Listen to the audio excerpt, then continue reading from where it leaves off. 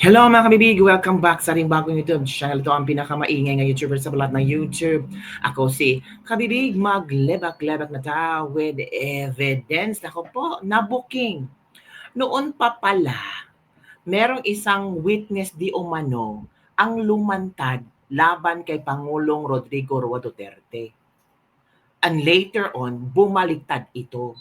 Sinasabi niya na binayaran siya ng kalahating milyones para idiin si Pangulong Duterte.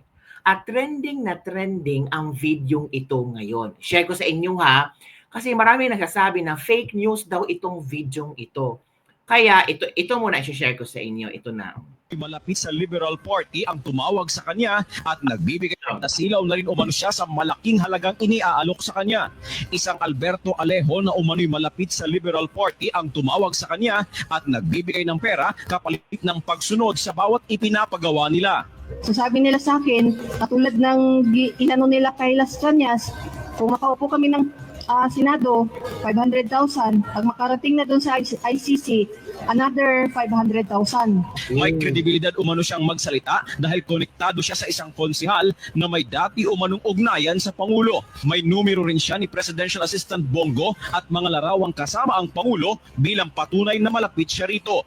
Ang abogado naman ni Edgar Matubato na si Attorney Jude Sabio ang siyang naghahanda ng kanyang affidavit laban sa Presidente. Umabot ng 15 drafts ang affidavit dahil hindi umano kontento sa laman sa Senator Antonio Trillanes IV at Senator Laila de Lima. Anong December, andun si Senator Trillanes. Tapos nung time na ngayon, andun si Ma'am de Lima. Natatawa nga siya nung binasa niya yung affidavit ko. Upang masigurong hindi rin siya babaliktad, may recorded na pag-uusap din umano sa kanya ang kampo ni Senator Trillanes. Subalit ayon kay Arcillas, hindi niya pinirmahan ang affidavit dahil hindi umano niya masikmura ang mga nakasulat na kasinungalingan dito. Lalo na anya at iniuugnay ang Pangulo sa illegal na droga dahil hindi na epektibo ang paninira kaugnay sa extrajudicial killings. Bakit ganito? Grabe naman to. Sabi ko kay Sabiok, sabi niya sa ito ha, hinanap ko yung babaeng yon. Baka sabihin niya namang fake news yung kabibig. Hinanap ko talaga ang babaeng to at ito ang nakita ko kabibig. This was reported 8 years ago, I think so mga kabibig. Ito Grace Guillermo Arcillas. Sa News 5 to mga kabibig ha, News 5 everywhere. It was 8 years ago. So pakinggan natin ha, baka sabihin niyo naman fake news to. Ito na. Itinanggi ni Senador Antonio Trillanes na tinangka nilang suhulan ang isang negosyante sa Davao para tumitinggo laban kay Pangulong Rodrigo Duterte. Sa katunayan, ang negosyante pangaraw ang lumapit sa kanila at nanghingi ng pera. Umaaksyon si Mike Pasco. Ang kampo ni Senator Antonio Trillanes ang itinuturo ni Guillermina Arcillas na nagtangka raw manuhol sa kanya diba? para tumistigo Siya laban kay Pangulong Rodrigo Duterte sa isyu ng illegal na droga. Kailangan lang daw niyang pirmahan ang affidavit na gagamitin umano sa pagsampa ng kaso laban sa Pangulo sa International Criminal Court. Talagang sinabi sa akin noon is yung 1 million. Pero hindi pa ibinigay sa akin, ibibigay lang daw nila sa akin pag nasignan ko yung affidavit. Nakausap pa raw niya sina Trillanes at Senator Laila de Lima sa isang kumbento sa Makati kung This was 8 years ago, samantalang pinatira. Pero nakonsensya raw si Arcillas kaya hindi pinirmahan ang affidavit. Tahasa namang itinanggi ni Trillanes ang aligasyon ni Arcillas. Nag-deny si Trillanes. Pinapupulaanan ko yung mga aligasyon na panunuhol na sinasabi nitong lumabas na tao. Hindi po totoo yan. Alam nyo, itong taong ito ay nagparating sa amin ng mensahe na meron daw siyang sasabihin na negatibo labang kay President Duterte. Ni-refer lang daw sa kanila si Arcillas at hindi sila ang lumapit dito. November 2016, kinausap ng abogado ni Edgar Matubato na si Attorney Jude Sabio at ng staff ni Trillanes si Arcillas. Si Arcillas ang nagkusang magbigay ng impormasyon sa kanila. Sinabi niya na nakita daw niya sa may pier na may shipment daw, may cargo shipment, tapos si Duterte daw mismo yung nag-check nung cocaine, tinikman daw. Sa kanya lahat ng galing yan. Okay? Pero hindi nyo narinig sa akin yan. Hindi raw inilabas ni Trillanes ang impormasyon na Drugs pala binigay ni to. Arcillas dahil di nakapasa sa kanilang screening para maging testigo. Giit din ng senador, hindi sila nag-alok ng pera. Si Arcillas daw ang nanghingi ng pera sa kanila. Hinala ni Trillanes. Si Arcillas pala humingi ng ipinain lang si pera kay Arcillas sa Trillanes. kanilang grupo dahil baka sakaling kagatin nila ito. So, sa akin, ano yan? It's a propaganda game that they're playing, but I'm going to burn them. Itong grupo nila Duterte, alam niyo yung mga ganyang tactics, lahat ng dirty tricks, ginagawa na nila. Handa raw sila Trillanes na ilabas ang mga email at iba pang dokumento para patunayang hindi nila sinuhulan si Arcillas at ito mismo ang nag-alok ng impormasyon sa kanila. Umaaksyon, Mike Pasco, News 5. So yun pala mga kaibibig, sabi ni Trillanes, itong palang si Arcillas ang nagbigay ng impormasyon at sila si Trillanes, hindi sila nagbayad kay Arcillas na noon sinabi ni Arcillas. So ito yung interview ni Arcillas ha. Pakinggan din natin siya. Kabibig, para fair din natin pakinggan si Arcillas. Kasi narinig natin ang statement ni Trillanes noon, matagal na palang issue na ito pero binobrought up na. Kasi kabibig, malapit ng kasi trial. Ito na kabibig Ito yon. Grace Arcillas accuses Senator Trillanes and de Lima for bribing her 1 million to testify against Duterte. Totoo kaya ito? Pakinggan natin ha. Ako sa ating presidente, openly, sinabi nila sa akin na bulag na daw ang tao, hindi na masira si Duterte, si Presidente Duterte sa IGK. So ang inisip nila is ang illegal drugs naman daw po.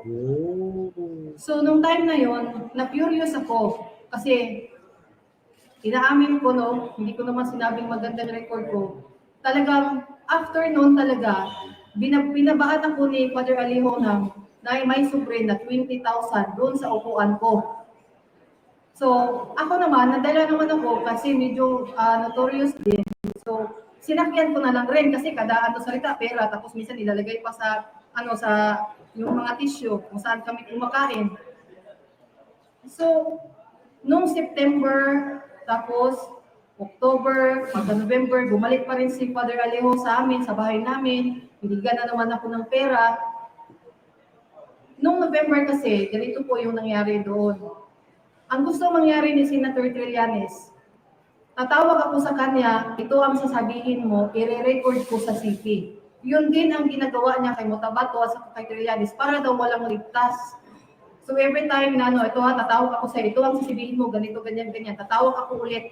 So nire-record nila sa audio kung ano yung pinagsasabi namin. Kaya para matakot kami na bumalik na daw. So at that time, doon na nag-first na meron silang pinadala sa akin na draft na affidavit. Nung time na yun, nasyak ako sa affidavit kasi una-una, yung may relasyon daw yung yung si City Councilor at saka si PR Arday. And then ang worst is nakita ko na mayroong drugs na ini-involve nila si Presidente Duterte. So nagtanong ako, bakit may drugs? Kasi nga daw, hindi na daw maniniwala ang tao sa IGK. So dapat yung drugs naman. First drug, sabi niya, ito papasok ko sa iyo, mamaya na, ipapa-approve ko muna kay Senator Trillanes at saka kay Senator de Lima.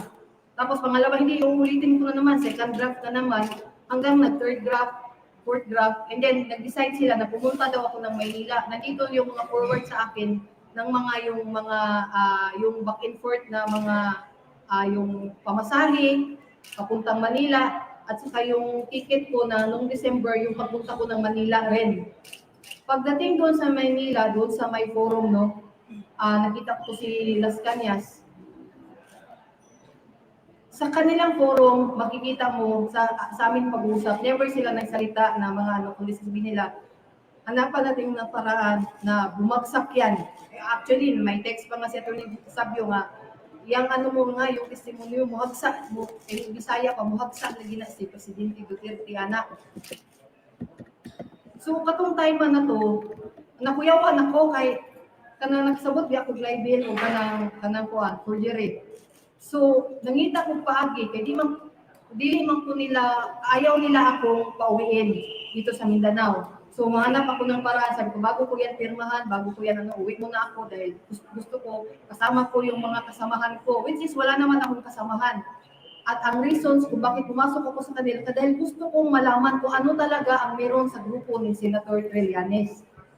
So, pagdating doon sa noong December, andun ako, pinatira nila ako sa isang kumbento sa Madre, sa May Makati, sa Kanusian Sister. Bago nila ako pinadala doon, kinausap nila ako, huwag kang makikipag-usap. Pagdating mo doon, ito ang sasabihin mo sa kanila.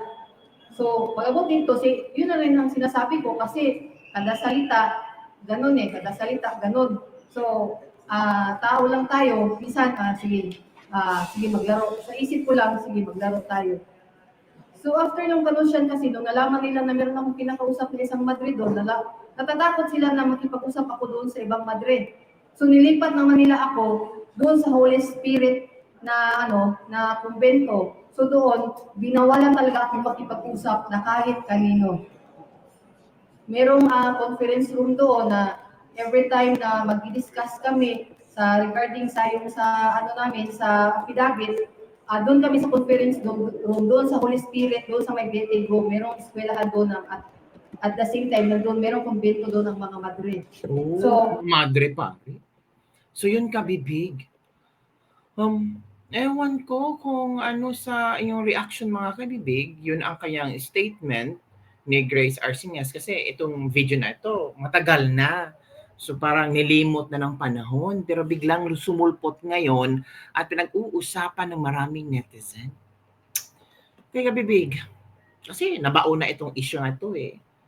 Tapos bigla na lang sumingaw ulit. It's because si Pangulong Duterte ay nandun na sa ICC at naghagilap na ng mga witnesses laban kay Pangulong Duterte. Sabi nila, nasa na kaya ang babaeng ito? Pwede ba siya maging witness doon sa ICC? Para sabihin din niya kung ano ang kanyang experience regarding kung totoo ba itong mga sinasabi niya na binayaran ng kalahating milyon, tapos maging 1 million, at kung sino pa mga pangalang binanggit niya na nagbayad sa kanya. Ano sa palagay yung kabibig? Totoo kaya ito? Comment down below. Don't forget to like, subscribe, and share this video para sa mga latest trending news na ating pag-uusapan. Bye everyone! See you next time!